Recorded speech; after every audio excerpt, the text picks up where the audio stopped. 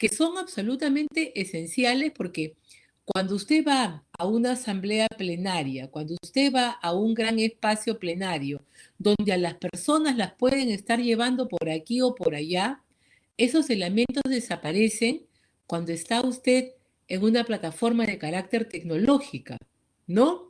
Entonces, ustedes pueden maximizar su trabajo con la utilización de las plataformas tecnológicas, ¿no? Y van a poder hacer, como dice Edwin, ¿no?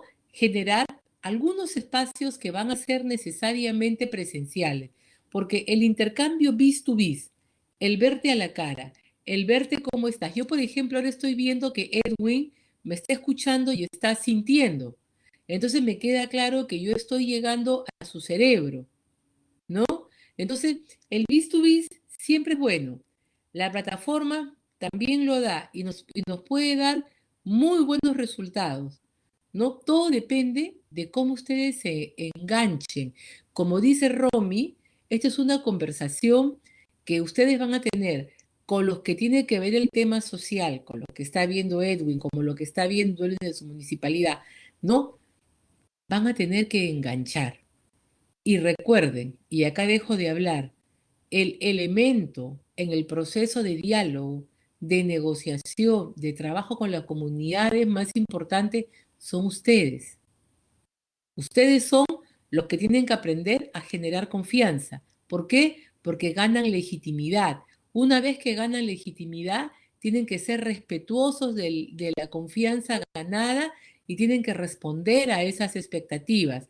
¿Tienen que ser neutrales? No, tienen que ser apropiadamente justos, ¿no? Porque neutral no es nadie, todo el mundo tiene su idea, tiene que aprender a canalizar y a ver. Entonces, Edwin, muchísimas gracias por su presentación junto con la de Romy y la de Elvis, que nos está permitiendo entender de una manera global todo este mundo dentro del cual se desarrolla la conflictividad. Gracias, Edwin. Me parece que Gracias. José Luis, no sé si usted quiere agregar algo, el señor Muñoz quiere intervenir. Adelante. Sí, doctora, muy buenos días, colegas, buenos días a todos. En realidad sí quería intervenir porque, bueno, me trae mucho a colación lo que justamente le había pasado a Víctor, que no tuve la oportunidad de verlo. En este momento aquí atrás está mi niño Sí, y es algo que ahora no solamente las organizaciones, sino también las personas, de alguna forma estamos empezando a cambiar la mirada, ¿no? O sea, antes nos desterritorializábamos para ir al trabajo, ahora el trabajo está dentro de casa, el estudio también incluso, y es un afán de que compartimos todos esos roles dentro del mismo espacio, ¿no? así es. Como personas y desde el punto de vista psicológico, nosotros somos bastante territorialistas, pero ahora, digamos, tras esta situación nos enfrenta a una transformación de nuestra forma de tratar e incluso de sentir. Vamos a empezar a sentir a partir de la pantalla, ¿no? Ese abrazo de te manda un abrazo virtual y más, ¿no? Con respecto a justamente lo que estábamos hablando del diálogo, me llama la atención porque tuve una experiencia bastante grata a partir de una negociación que se iba a dar con, con 6 comunidades campesinas, de las cuales prácticamente las 6 en su momento no se habían dado cuenta los ingenieros que era una comunidad que prácticamente era no letrada. Entonces, había un afianzamiento de que habían pasado invitación al diálogo, pero era un texto de una hoja en donde la gente lo recibía nomás, y justo tras la evaluación, ya después, se tuvo con que ellos no revelaban el hecho de que eran no letrados para no ser más vulnerables, ¿no? Entonces, yo me di cuenta porque empecé a decirle, sí, nos vemos tal día, ¿no? Y me decían, ah, ya, ingeniero. Entonces, y eso se lo digo porque yo llegué, digamos, un mes antes de la reunión llegué yo, digamos, a campamento, a empezar a trabajar. Yo soy comunicador social y entonces notaba esos indicadores y hasta que me puse ya a hacer una especie de entrevista en profundidad con dos, tres personas y mi ingeniero, aquí nadie lee. Y entonces, ¿cómo es que podíamos hacer la invitación a la presentación de la empresa y más, ¿no? Entonces, lo que diseñé era una especie de historieta, pero a partir de dibujos. Me hizo acordar el compañero que perifoneaba, que en su momento me dijeron, sí, pero hemos perifoneado, ¿no? ¿Hace cuánto habían perifoneado? Y hemos volanteado, ¿no? Y el volante era un texto, pero enorme, en donde obviamente no entendían de inicio a fin. Entonces, básicamente, y ahí atribuyo a lo que los compañeros, tanto Víctor, Edwin y Romy, estaban mencionando, sobre que hay que saber a quiénes nos dirigimos, cómo nos dirigimos y sobre todo saber si es que ellos están develando también el mismo código con nosotros, porque su comportamiento no verbal al respecto de distintos inputs que les daban, ¿no? Sí, nos vemos, ya han leído de esos temas.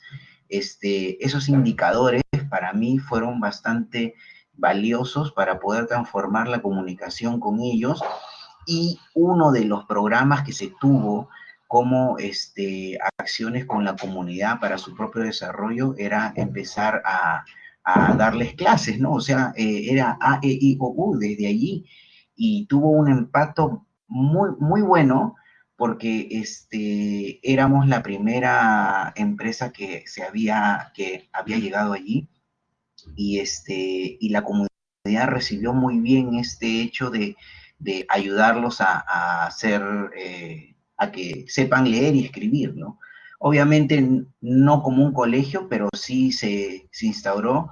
Lo que llegamos a lograr es que en un 90%, la gran mayoría ya podía escribir, aunque sea un párrafo de 4 o 5 líneas, y eso fue bastante, digamos, gratificante para la empresa, y sobre todo que ante el hecho que ellos escribieran, ya de alguna forma nos entendían en las piezas de comunicación, las herramientas, ¿no? A partir justamente del celular, porque allí justo no llegaba el celular, no llegaba la red, nosotros empezamos a tener alianzas con operadoras para que puedan poner torres y no solamente sirva para la organización, para la comunicación, sino también para la comunidad, y también fue un impacto. Entonces, incluso el alcalde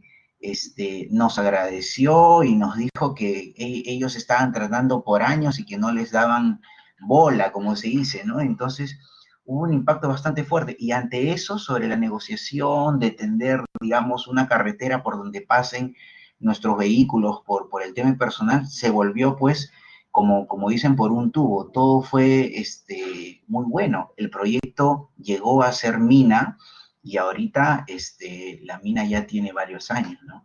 Les hablo de la mina Pierina Barrick, ¿no? Entonces, en donde fue bastante gratificante ahí el hecho de poder identificar cómo es que vamos a negociar, cómo vamos y sobre todo a enfrentar el diálogo con las personas, y saber previamente si es que en realidad nos están entendiendo desde una comunicación proactiva, ¿no? Como para a partir de ahí tender estrategias, pero prácticamente todo se empezó a discurrir a partir de que se pudo identificar que estas personas no, no sabían leer, ¿no? Entonces Claro, fue bastante grato. claro, la experiencia de Jorge Luis es bastante interesante porque él tiene que adentrarse en un espacio desconocido, desde donde el que lo llamen ingeniero ya marca la diferencia, pero ellos identificaron rápidamente la carencia. Esa carencia que si tú no la manejas, iba a ahondar la discriminación. Y no hay peor sentimiento que el que genera la desazón de sentirse discriminado. Por eso que yo hacía mención al principio que en vez del lenguaje de señas, para mí el lenguaje oral en quechua, el lenguaje oral en aymara, ¿no? O sea, no hay peor desazón que la de sentirse discriminado.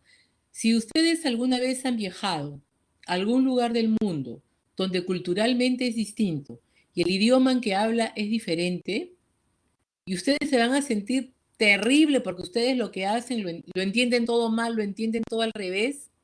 Entonces, cuando Jorge Luis con el equipo identifican que las personas eran iletradas, entonces imagínense recibir ese documento hasta, pucha, ¿qué miércoles se quieren esto que me están mandando a mí una carta? O sea, pero, o sea, ¿cómo me puedes dar a mí, no? Es como que mi hijo me quiera mandar de regalo, no sé, lo último que acaba de salir para comunicación satelital y que mande mi dron. Yo, ¿qué miércoles, no? Yo quiero una cajita mejor para usarla de joyero, yo no quiero un dron, ¿no? Entonces, es lo mismo. La discriminación genera impotencia, hace que las personas se sientan mal y agudiza las diferencias.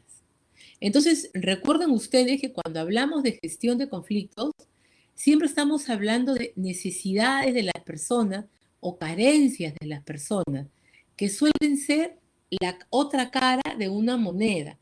La otra cara es un derecho fundamental. Cuando hay conflictos es porque hay un derecho fundamental, un derecho esencial para las personas que no se toma en consideración. Entonces, Jorge Luis cambia la comunicación, las personas comprenden y ya sienten, bueno, ya, me puedo comunicar, me puedo entender, ¿no? Y cuando él comienza con este programa de trabajo de iletrados, este detonante, este gatillador, ha sido un gatillador de la paz, porque él dice, luego todo salió como por un tubo, ha sido un gatillador de la paz. Tiene que evaluarlo bien en el contexto, porque para mí eso ha generado lo que usted llamó todo salió por un tubo.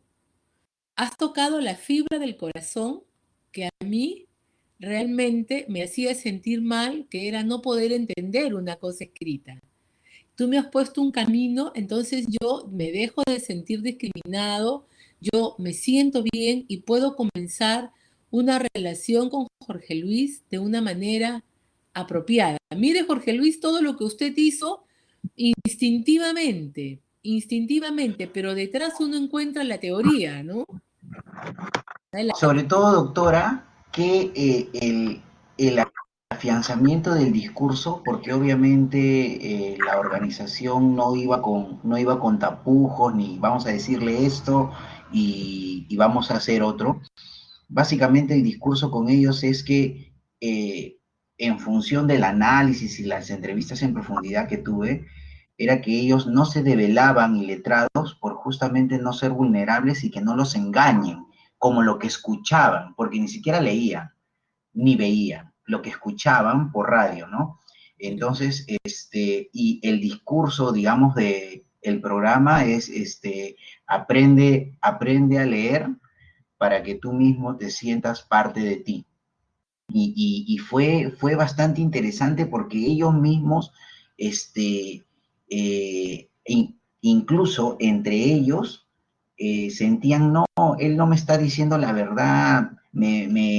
Habían algunos que sí podían escribir o al menos hacían sus intentos, pero sentían pues que no todo estaba claro, ¿no? Y esto fue un programa bastante fuerte porque ellos se sintieron identificados diciendo, o sea, la empresa me está enseñando a leer para que no me engañen, y era parte también del mensaje, ¿no? O sea, si tú sabes leer y escribir, nadie te va a engañar, ¿no? Señor Y Muñoz, ellos la tenían clara con eso.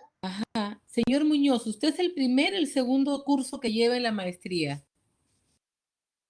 Este es el segundo curso. El segundo curso que lleva en la maestría. Yo lo que le digo es de que usted tome esta experiencia, ¿no? De comunicación, una comunicación totalmente directa con sus características, que vaya buscando información, porque sería un excelente trabajo de investigación en la modalidad de reporte de caso para que usted se pueda graduar. Porque Ah, genial. es un excelente reporte de caso de mostrar la realidad que nosotros tenemos, la realidad que afrontamos y cómo es que tenemos que ir ajustando la conducta, la doctrina, ¿no? Entonces, vaya identificando, vaya viendo y prepárese para trabajar ese caso. De repente se va a Felizmente, doctora, encontrar. lo tengo todo documentado, así que eso me va a ayudar, gracias. Y sabe qué cosa, y esto va para todos, cuando uno identifica prontamente cuál es el tema que quiere trabajar, hay dos modalidades: tesis, que es un aporte único para la ciencia, y el reporte de caso.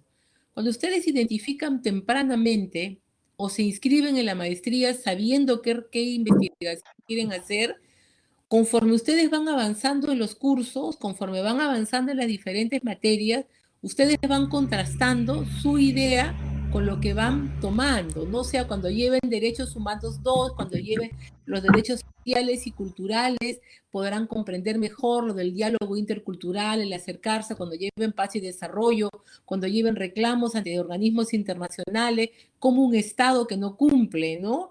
Va, entonces le van a ir encontrando ustedes un mayor sentido. Los felicito. Colegas, ¿alguien Gracias. más que desee intervenir? ¿No? Muy lindas las experiencias que estamos viendo, y estamos viendo cómo el tema de la comunicación, cómo el tema del diálogo tiene todas estas diferentes posibilidades y variables. Edwin, adelante. Me Sí, parece. doctora, sería solamente una pequeña intervención puntual. Estaba en una de las anteriores lecturas, estaba viendo un reporte de lo que había enviado usted del Defensoría del Pueblo, y decía un alto porcentaje de procesos de conflicto no han pasado por un diálogo, ¿no? Entonces, ¿cuál usted considera que ha sido una de las razones principales? Porque es un alto índice que no, sabiendo que el diálogo es una herramienta fundamental para la mitigación del conflicto, ¿no? Mire, para mí uno de los principales temas, y suelo ser absolutamente crítica y lo he dicho públicamente, es de que el sistema de seguimiento de conflictos que tenemos es un perfecto sistema estadístico para saber qué está pasando. Pero las autoridades encargadas de hacer el seguimiento de prevención, como puede ser la Oficina de Diálogo y Sostenibilidad, o las oficinas de los ministerios, o de los municipios, o de las regiones, no lo utilizan para darle una lectura preventiva a la situación.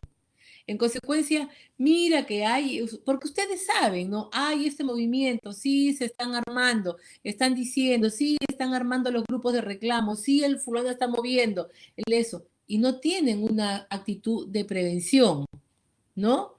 Dicen, no, lo que pasa es que yo no puedo intervenir porque no es mi competencia, comienza el peloteo por aquí que por allá. Para mí es la falta de cultura de prevención.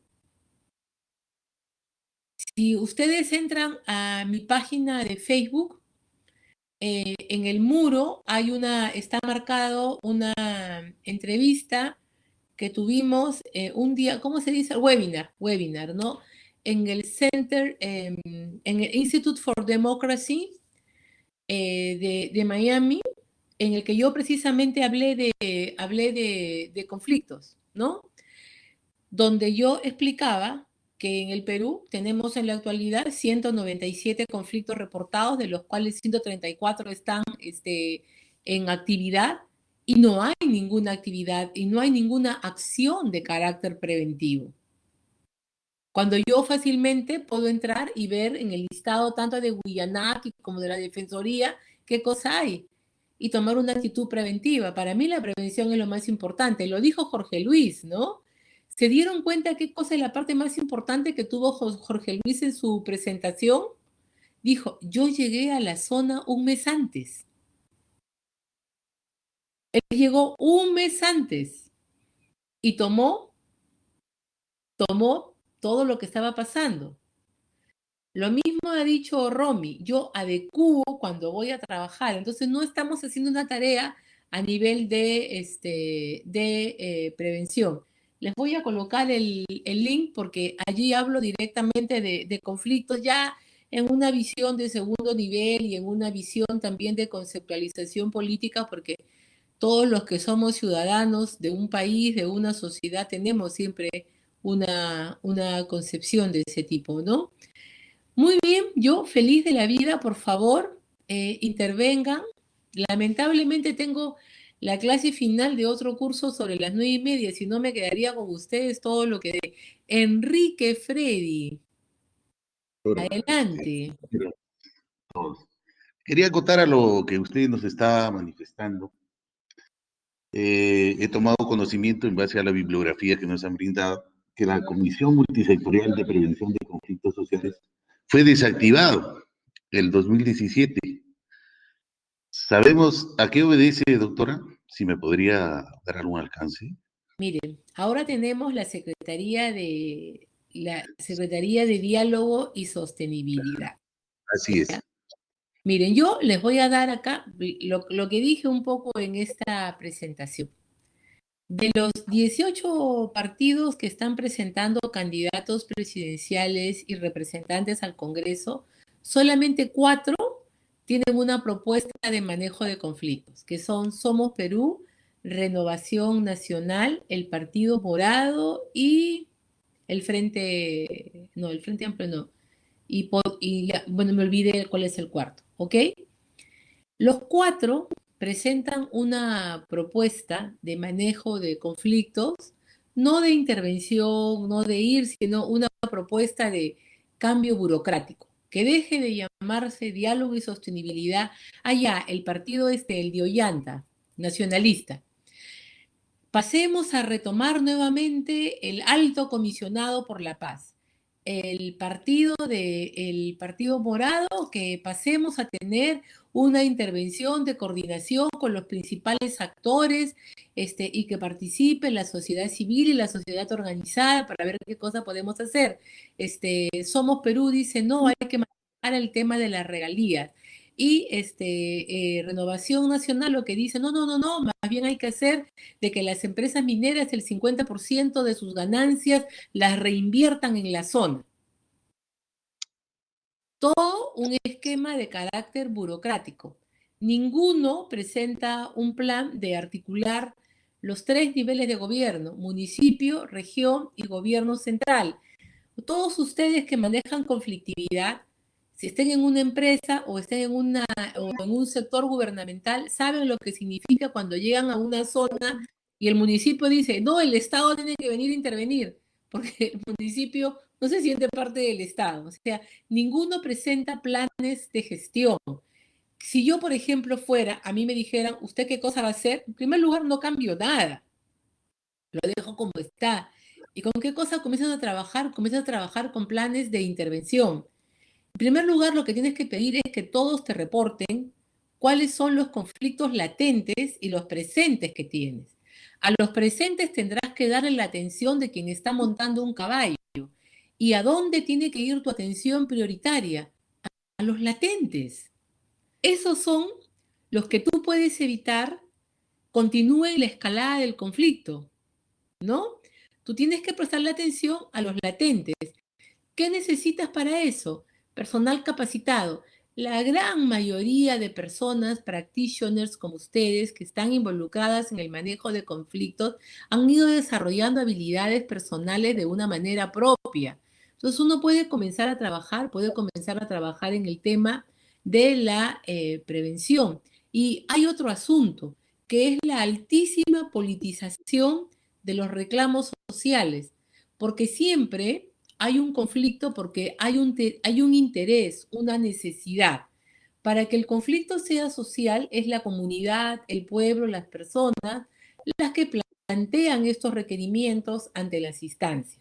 El conflicto político es aquel que toma la necesidad o la carestía y la envuelve y la lleva a una toma de carretera, la lleva a un paro agrario, la lleva a una paralización de la zona. El conflicto político es el que, como quiere tener el control del poder, te trae al espartambo para que te discipline a la población y establezca el cumplimiento de tus reglas de conducta. El conflicto político es el que no quiere diálogo, es el que pide mesa de diálogo, pero ¿para qué? Para destrozarla y reforzar el poder que tiene en la zona.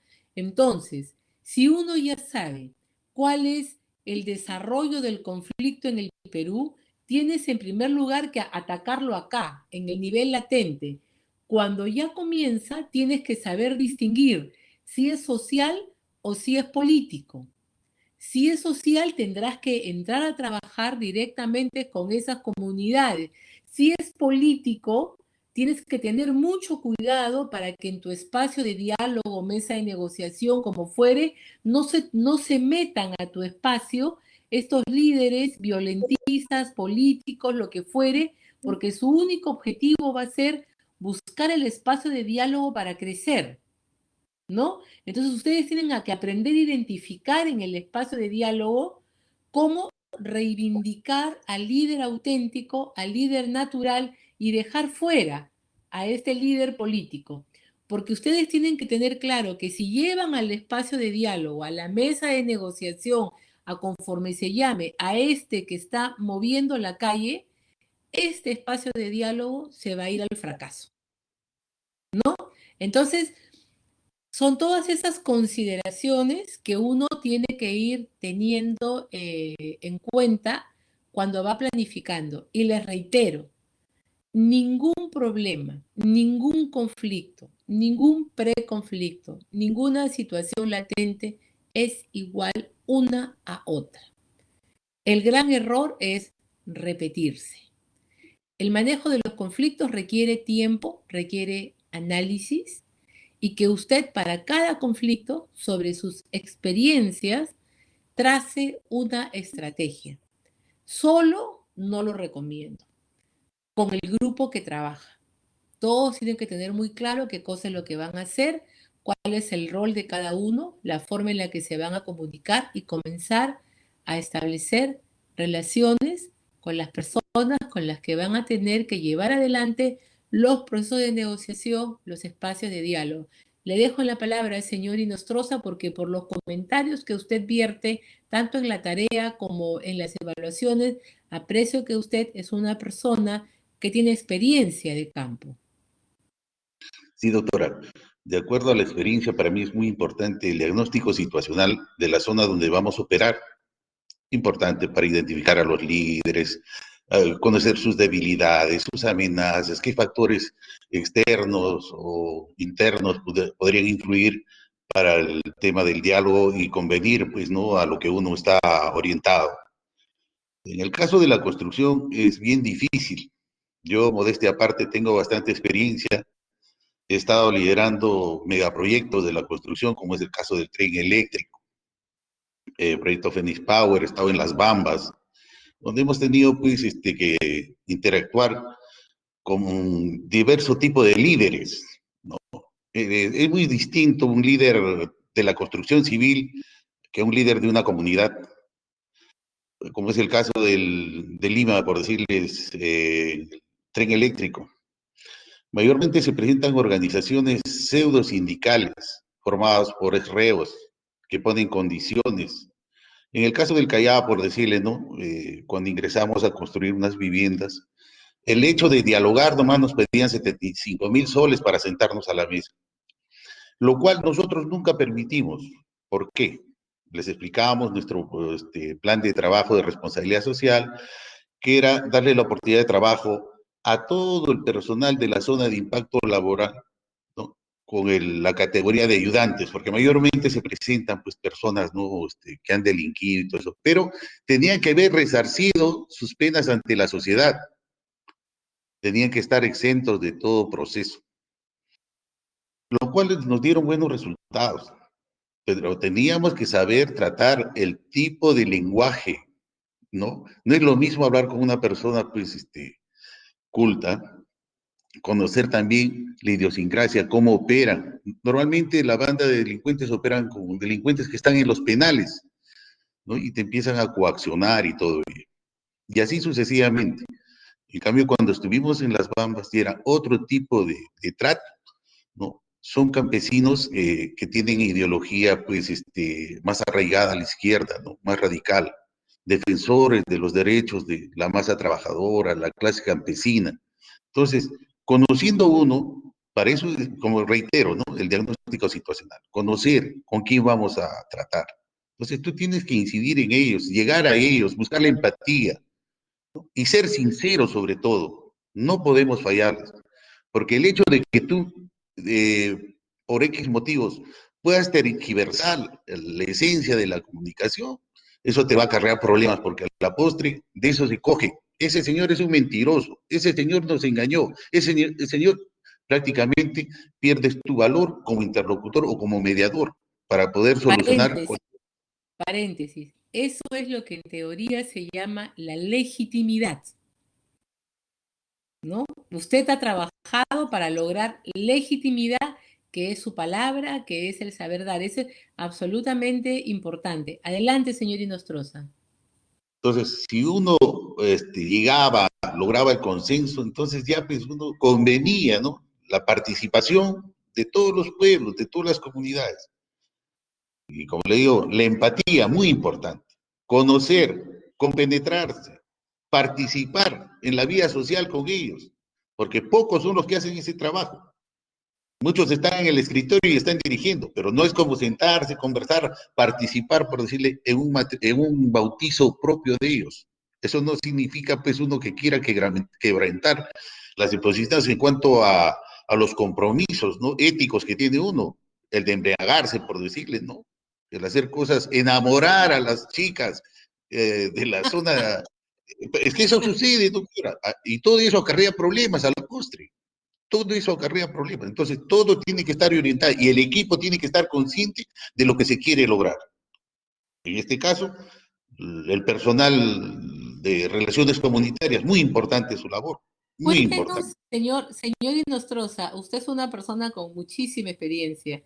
Cuéntenos una situación de conflicto generada así por una inconducta de algunos de los que estaban en el equipo. Bueno, teníamos un muchacho que era monitor de relaciones laborales. Da la casualidad de que llegamos a las Bambas y él interactuaba con las chicas que eran las vigías. Y resulta que era una señora de la cual había estado enamorando. Y un día me reportan y me dicen, señor Inostroza, sí, hay un problema en una comunidad, que hay un trabajador acá de la empresa que ha enamorado a una señora que es casada, su esposo es transportista, cuando sale de viaje este señor se va y está en su casa. Y hoy día lo van a matar. No te creo, sí, me dice. ¿Por qué? Porque está haciendo algo irregular y eso no se puede permitir. Y ahí todo el pueblo sabe. ¿Qué hacer ante eso? Yo entré, también me puse pues una situación en favorecer, no permitir, dije, no permitir a que le quiten la vida, pero que le den una sanción moral a este señor o que lo castiguen de acuerdo a la costumbre del pueblo para que no vuelva a hacer eso. Pero no se puede hacer, primero tiene que primar los derechos fundamentales, dice, ¿no? Y para ello nosotros tendremos que aplicar, en este caso, el reglamento interno de trabajo, o en todo caso, pues si ya cometió un delito, a las autoridades correspondientes para que procedan de acuerdo a sus facultades. Cosa que llegué y conversé con el señor agraviado. Dije, señor, ¿qué va a hacer? Déjeme actuar a mí. No creían. No, ustedes están acostumbrados, van a favorecer. No, le dije. Inmediatamente vamos a aplicarle el reglamento interno de trabajo a este señor y lo vamos a despedir por un acto de inconducta grave, por haber enamorado a una persona a la cual no, y sobre todo poniendo en peligro la unión conyugal y la descendencia. Y sus hijos de esta señora trabajaban también en el proyecto. Imagínense todo el problema que me estaba causando. Que si no se actuaba oportunamente en sacarlo del proyecto y sancionarlo como correspondía, ya se produció un problema social, ¿no? Se exacerbaban los ánimos y nos paraban la obra. Y un día de paralización, en el caso de las Bambas, doctora, costaba $5,5 millones por día. Para mí fue un gran reto durante mi permanencia no tuve ningún día de paralización. Bueno, me siento orgulloso, ¿no? Por esa parte. Es una pequeña experiencia y así hay muchas otras que han pasado, ¿no? Dentro de mi modesta experiencia, doctora. Qué importante, ¿no? O sea, la libertad del individuo de enamorarse, de circular, de poder establecer diferentes tipos de relaciones visto en un contexto de reglas, de respeto, de diferencias culturales y de una eventual generación de conflictos, ¿no? Qué bonita historia, señor Freddy, porque, señor Inostroza, qué bonita historia, porque muestra cómo se puede desencadenar un conflicto por una situación de libertad, pero en un contexto donde ella no podía ser ejercida porque había todo un marco cultural, ¿no? Para las personas de la comunidad esto era muy fuerte. Para mí, uno de los conflictos conductuales más delicados surgió hace como 20 años en el Perú, cuando se estaba construyendo la base del gas de Camisea. La base del gas de Camisea no tiene acceso por carretera, solamente pueden ir por aire. Entonces, cuando construían, sembraban a los trabajadores y a los ingenieros. Y los encargados de la construcción eran argentinos. Y se armó la primera huelga, se armó una cosa así terrible, ¿no? Y yo tengo amistad de muchísimas décadas con una funcionaria del Ministerio de Trabajo que suele manejar casos muy delicados. Y estaba pues la huelga del gas de Camisea y la encuentro y le digo, oye, ¿qué pasó? Le digo, ¿qué ha ocurrido? ¿Qué cosa está pasando? Y me dice, acaba de terminar la primera reunión extraproceso.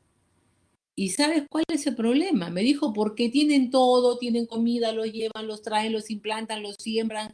Me dice, todo está organizado. El problema es las lisuras que hablan los argentinos, ¿no?